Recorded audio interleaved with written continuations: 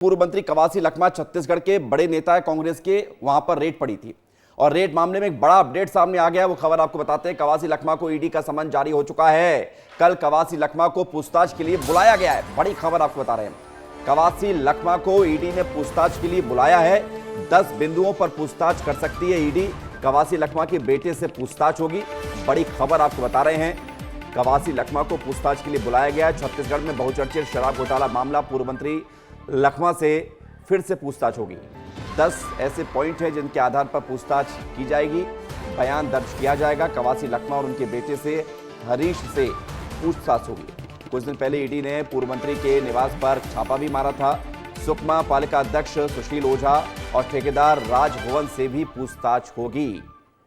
ED की red पड़ी थी, छापा पड़ा था और उसके बाद अब समन भी जारी हुआ है।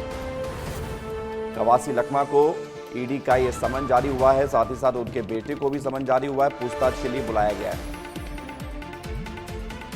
और 2 तस्वीर हम आपको दिखाने जा रहे हैं। इन 2 तस्वीरों को आप देखेंगे जहां पर लखमा को ईडी का समन जब जारी हुआ है तो इस करप्शन पर सियासत भी देखने को मिल रही है।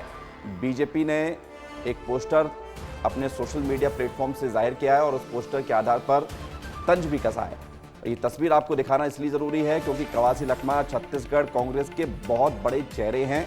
अक्सर अपने बयानों के लिए जाने जाते हैं, अलग अंदाज के लिए पहचाने जाते हैं। लेकिन जब ईडी की कार्रवाई हुई तो फिर सवाल भी कई खड़े हुए और अब सवालों के जवाब देने के लिए समन जारी किया गया है। रोहित मिश्रा हमारे साथ जुड़ रहे हैं जरा जानकारी के साथ। रोहित, ईडी का समन कवासी लखमा को, सियासत तो होगी लेकिन कुछ तो ऐसा है जो ईडी जानना चाहती कवासी लखमा से।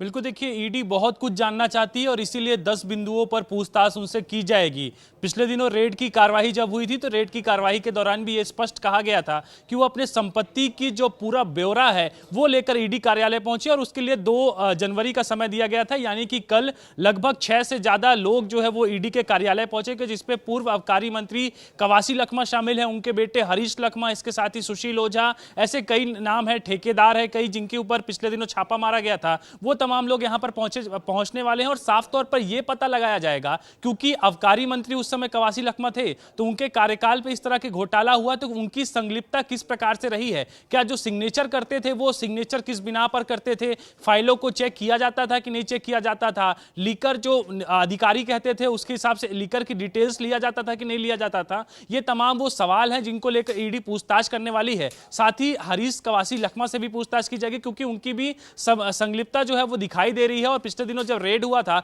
तो उनके घर पे भी रेड जो है वो कोंटा में हुआ था। तो कुल मिलाकर अब ईडी के शिकंजे में कवासी लखमा साफ तौर पे नजर आ रहे हैं और 10 बिंदुओं पर पूछताछ कल उनको ईडी कार्यालय पे की जानी है। लेकिन देखना यह होगा कि क्या कवासी लखमा ईडी के सामने कल पेश होते हैं या फिर वो कोई और वजह लेकर बाद में पेश होंगे। ठीक है, बहुत शुक्रिया आपका रोहित हमारे साथ जुड़ने के लिए और जानकारी के लिए।